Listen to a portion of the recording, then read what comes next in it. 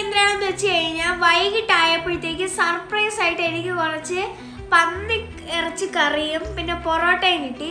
എനിക്കാണെങ്കിൽ കുറച്ച് ദിവസമായിട്ട് ഭയങ്കര ജലദോഷമായിരുന്നല്ലോ. ഇന്നാണെങ്കിൽ ഇത്തിരി രുചിയും മണമൊക്കെ തിരിച്ചു കിട്ടി. അതുകൊണ്ട് ഹാപ്പിയായി. അല്ലെങ്കിൽ ഞാൻ മൊത്തം പോക്കായിരുന്നു ഇന്നത്തെ ദിവസം. അന്ന് ബാലരാമപുരത്ത് നിന്ന് കഴിച്ചതിന് ശേഷം കൊതി മൂത്ത് അതും പിടിച്ച് ഇവിടെ വന്നിട്ട് പിന്നെ ഇന്നാണ് കിട്ടുന്നത് കയ്യിൽ സാധനം.